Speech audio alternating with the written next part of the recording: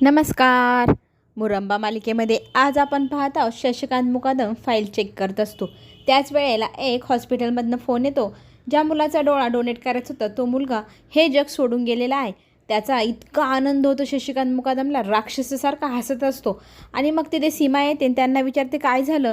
तो सांगतो तो मुलगा मेला, आता त्याचा डोळा मला मिळेल आणि लवकरच माझा चांगला डोळा सगळ्यांना दिसेल.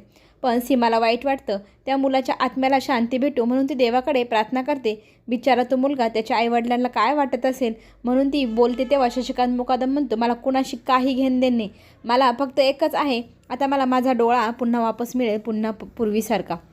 इकडे मयुरी घाईघाईने सीमाला आणि शशिकांतला बोलवायला येते की अर्थाला घेण्यासाठी अभि कसा धडपड करतोय, कसं भांडतोय, प्लीज चला ना बघायला. तेव्हा शशिकांत मुकादम म्हणतो या फालतू गोष्टींमध्ये वेळ द्यायला मला टाईम नाही, तुम्ही निघा. मग त्या दोघीजणी तिकडे जातात. इकडे अर्थाला घेण्यासाठी अभि त्यांच्याकडे सगळ्यांकडे रिक्वेस्ट करत असतो आणि तो म्हणतो मी कितीतरी दिवसापासून विचार करत होतो आणि मी रेवाने सांगितलं तसं सुधारलेलो आहे. मी कितीतरी दिवसापासून दारूच्या थेंबालाही हात लावलेला नाही. आता ती माझी मुलगी आहे, मला तिला घेण्याचा मोह होत आहे. आता ती माझ्या आरतीची शेवटची ही आठवण आहे, मला तिला घ्यावंसं वाटते. म्हणून मी तुमच्या सगळ्यांकडे रिक्वेस्ट करतो, प्लीज थोडा वेळ तरी मला माझ्या मुलीला हात लावायला देऊ दे ना. रेवाने मला जेव्हापासून सांगितलं दारू पिऊ नको तेव्हापासून मी तिचं सगळं काही ऐकत आहे आणि ठरल्याप्रमाणे 1 हप्ता झाला मी काही दारू पिलेली नाही आणि मी एकदम चांगलं वागणार आहे इथून पुढे, असंही तो सगळ्यांसमोर इमोशनल होऊन बोलत असतो. आणि माझ्या मुलीला फक्त एकदा माझ्या कुशीत द्या असंही तो सगळ्यांना सांगत असतो. त्याचं ती रिक्वेस्ट ऐकून सीमाला मात्र खूपच दया येते त्याची. ती अक्षयला म्हणते अक्षय ऐकलंस का, थोडा वेळ देणारे. अक्षयचं मात्र नकार असतो, तो मान हलवत असतो नाही म्हणून. पण सीमा म्हणते तो वडील आहे, त्याला त्याच्या मुलीला हात लावण्याची संधी मिळायला पाहिजे. सीमा सांगते म्हटल्यानंतर अक्षय विचार करू लागतो. तितक्यात त्याचे काकाही त्याला म्हणतात माझा मुलगा पहिल्यांदा काहीतरी मागतोय, प्लीज मला असं वाटतं त्याला संधी मिळावी. आणि लगेचच सीमा त्याला म्हणते दे बरं बाळाला त्यांच्याकडे. असं म्हटल्यानंतर अभि मात्र सगळ्यांना पुन्हा म्हणतो मी कधीही वाईट वागणार नाही, फक्त मला माझ्या मुलीला घेण्याची संधी द्या. आणि लगेचच मग रमालाही त्यांची थोडीशी दया येऊ लागते. रमाचं थोडंसं मन जड होत असतं तरीही ती त्या बाळाला उचलते आणि अभिच्या हातामध्ये सोपवते. अभिला देत असताना तिला खूप वाईट वाटत असतं, हे माझ्या मुलीला कायमची माझ्याकडनं घेऊन जात आहे की काय, असे एक क्षणभर तिला वाटू लागतं. ती थोडीशी मागे सरकते. इकडे अभिला खूप आनंद होतो ते त्या बाळाला बघून. लगेचच रेवाई म्हणते बघ ना किती छान वाटत आहे, बघ बाळा अर्थात हे तुझे बाबा आहे आणि मला हे ओळखलंस का तू, मी तुझी आई आहे. आणि सगळ्यांना म्हणत असते आता हा अभि तुझा बाबा आणि मी तुझी आई, असं म्हणत म्हणत ती रेवालाही म्हणते हो की नाही रेवा, अर्थाला सांग बरं मी तिची आई आहे ना, अभि तिचा बाबा आहे ना. पण कोणीही काहीही त्या क्षणाला बोलत नाही. मात्र सगळ्यांना वाईट वाटत असतं की ते असं का बोलते म्हणून. पुढे आपल्याला असंही पाहायला मिळेल की दुसऱ्या दिवशी सकाळी सकाळी आजीची लगबग चालू असते पूजेसाठी. त्यांनी सत्यनारायण पूजा ठेवलेली असते घरामध्ये आणि रेवाला वाटत असतं की ती आमच्या लग्नाचीच सत्यनारायण पूजा आहे. पण आजी म्हणते ती तुमच्या लग्नासाठी नाही तर मी माझ्या पंथीसाठी ठेवली आहे. अर्थावरती कधीही कुठलंही संकट येऊ नये त्याच्यासाठी मी ती पूजा घरामध्ये ठेवली आहे सत्यनारायण पूजेची. म्हणून मी सगळ्यांना इथे बोलवलं आहे. मी पूजेचं आमंत्रण सगळ्यांना सांगते आणि कुणाला बोलायचं कुणाला नाही तेही मी सांगते. तितक्यात अभिही म्हणतो खरंच ती पूजा अर्थासाठी आहे ना, मग ती आम्ही पूजेला बसू शकतो का. आजी म्हणते मी ठरवल कोण पूजेला बसवल कोण नाही, तुम्ही कोणीही मला काहीही म्हणायचं नाही. आणि मग रेवा म्हणते काही पूजेला काय मदत करायची मला सांगा, मग मी सगळं काही साहित्य जमा करून ठेवते. तितक्यात आनंद म्हणतो अगं तुझ्या आईला आणि मावशीला काकांना त्यांनाही बोलवून घ्या, आपल्या घरात अर्थासाठी पूजा ठेवत आहे ना, तेही आले पाहिजे. ती ही आजी आहे, त्यांना खूप आनंद होईल अर्थासाठी पूजेला येताना, असंही तो म्हणत असतो. आजीलाही म्हणतो हो की नाही आजी बोलवायला हवं ना. मात्र आजीचा वेगळाच काहीतरी डाव. आजी म्हणते नाही, बाहेरचं कुठलीही व्यक्ती आपल्या घरामध्ये आली नाही पाहिजे पूजेला, आपल्या घरातल्या घरातच ती पूजा करायची आहे. मला नाही पाहिजे कोणाची सावली माझ्या पंथीवरती पडलेली, कोणीही बाहेरचं इथे येणार नाही म्हणजे नाही. मग तो म्हणतो अगं पण ते तर अक्षयचे सासूरवाडीचे लोक ना, त्यांना तर बोलवायला हवं. पण आजी साफ नकार देते. ती म्हणते कुठल्याही चाळीतले 3rd क्लास लोक माझ्या पंथीला आशीर्वाद देण्यासाठी आलेले मला चालणार नाही. हवं तर त्यांनी त्यांच्या घरी पूजा ठेवावी, ती नात तिकडे न्यावी आणि तिकडेच पूजा करावी, पण माझ्या घरात ते आलेले मला चालणार नाही. इकडे घरामध्ये रूममध्ये अक्षयचा हात जळलेला असतो, त्याला खाता येत नाही. मग त्याची आई त्याला भरवत असते. भरवता भरवता त्याची दाढही दुखत असते. त्याच्यामुळे ती एकदम मऊमऊसूत खायला मुलाला भरवत असते आणि म्हणते, आठवतं का लहानपणी तू असंच करायचा, जेवायचंच नाही, मग मी तुला एक एक घास भरवायची, एक घास चिवचा, एक घास काऊचा अशी करायची. तू जेवायला नकार द्यायचा, मग तुला जबरदस्ती भरवावं लागायचं. असंच करायचं तू लहानपणी, पण नको नको म्हणायचं. आणि त्याचवेळी रमा रूममध्ये येते. म्हणते, अरे हे काय चाललंय तुमचं? आज तर आईकडनं लाड करून घेत आहेत तुम्ही, हाताला लागले म्हटल्यानंतर. सीमा म्हणते, अगं त्याला दुखतंय हाताला पण आणि त्याची दाढ पण दुखते, म्हणून त्याला मऊ मऊ भात बनवून आणला आहे, त्याला भरवत आहे. आणि त्याची काळजी तर घ्यायला हवी ना. त्याला काय, तो नाहीच म्हणतो खाण्यासाठी, पण त्याच्याशी जबरदस्ती करावंच लागेल. त्याला डायबिटीज आहे, त्याची काळजी घ्यायला हवी की नको. मग ती सीमाला सांगते, आजीने ना घरामध्ये आज सत्यनारायण पूजा ठेवलेली आहे. ती लगेच म्हणते, अरे अच्छा, हे कधी ठरलं? तर ती म्हणते, माहीत नाही, पण आजीने इतक्याच सांगितलं. मग सीमा तिच्या हातात ताट देते आणि म्हणते, मी बघते तिकडे जाऊन कोणाकोणाला काय काय लागेल. आजींना विचारते, पूजेचे साहित्य वगैरे सगळं घ्यायचं आणि त्यांना सगळं पूजेची माहिती विचारते. मग ती बाहेर गेल्यानंतर अक्षयला रामा म्हणते, तुम्ही बरं नाही तर डॉक्टरकडे जा ना, कशाला अंगाव काढताय? पण ती म्हणत असते की नाही, मला डॉक्टरकडे जायचं नाही, माझे एकदम महत्त्वाच्या मीटिंग्स आहे. सीमाही म्हणत असते, अरे आराम कर, नाही तर आज नको जाऊ ना. पण अक्षय म्हणतो, खूप महत्त्वाचे काम आहे, मला जावंच लागेल, घरी थांबून चालणारच नाही. आणि सीमा मग म्हणते, मी आलेच, तुम्ही दोघंजणं बसा इथे, त्याला भरव गं, असं सांगून ती बाहेर जाते. मग रमा त्याला भरवता भरवता म्हणत असते की तुम्हीही आता शरीराची स्वतःची काळजी घ्यायला हवी, कशाला जात आहे, आजच्या दिवस घरीच राहा. पण तो म्हणतो, नको, खूप महत्त्वाच्या मीटिंग्स आहे सध्या, बिझनेसमध्ये खूप घाटाही झालेला आहे, आपलं नाव आपल्याला पुन्हा जर बनवायचं असेल तर थोडीशी मेहनत तर करावीच लागेल ना. मला आता या क्षणाला माझा थोडाही वेळ वाया घालवायचा नाही, मला माझ्या कामाकडे जास्त लक्ष द्यायचं आहे.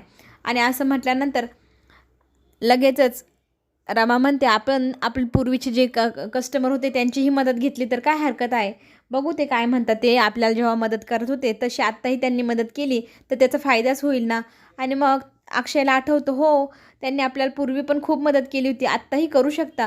छान आयडिया आहे, मी ना त्यांच्याशी कॉन्टॅक्ट करतो, त्यांच्याशी बोलण्याचा प्रयत्न करतो, बघू मग ते काय म्हणत आहे. मग तो त्याची बॅग घेतो आणि निघतो. मी असं म्हणत तिथून ऑफिसला जाण्यासाठी निघतो. पुढे आवराआवरी करत असणारा मला फोन येतो. फोन असतो तिच्या आईचा.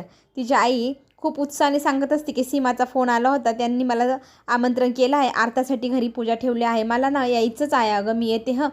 पण आता रमा विचारात पडली, आईला काय सांगू. पण ती म्हणते, आई तू खरं सांगू का, घरातली घरात पूजा आहे, तू नको येऊ ना.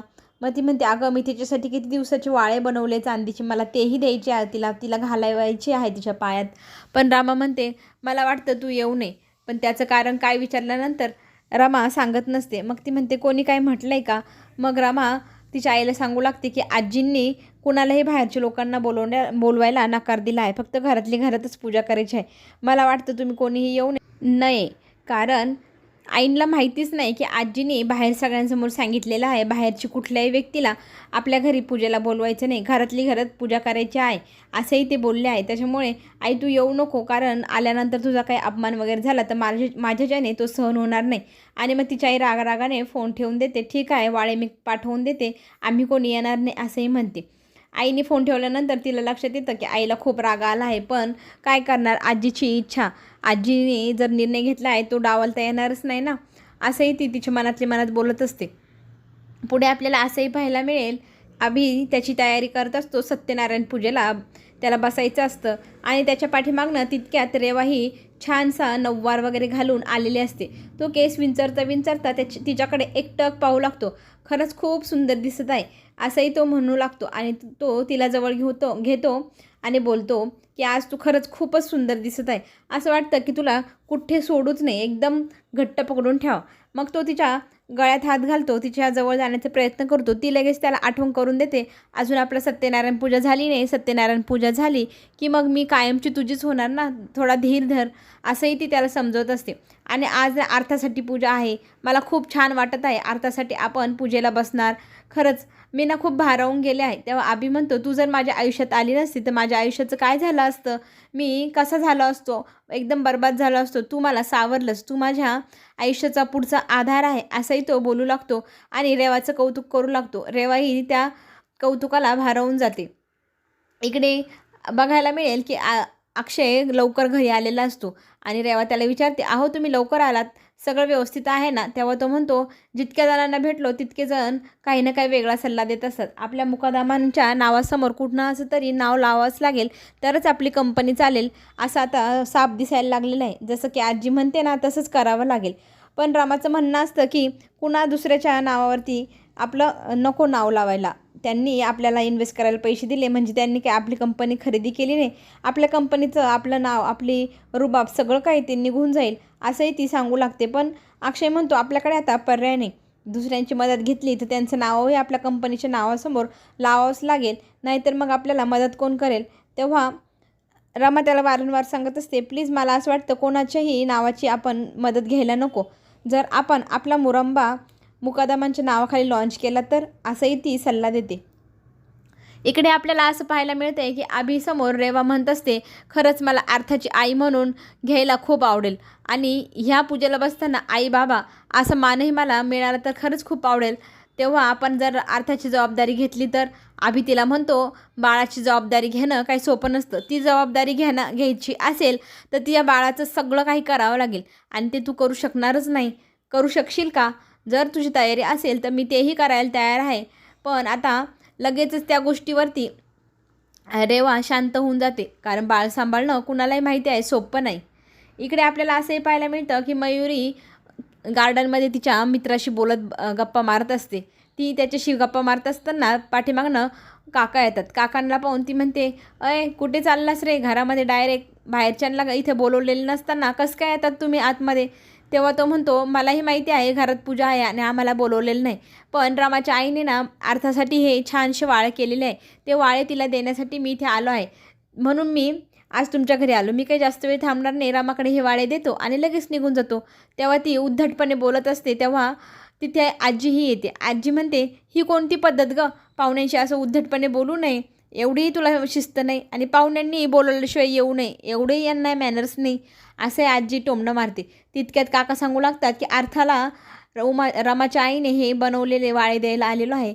आणि ते वाळे पाहत पाहत आजी म्हणते, माझ्या नातीला हे असलं थर्ड क्लास आणि चाळीतल्या लोकांनी बनवलेले दागिन्यांची काही गरज नाही.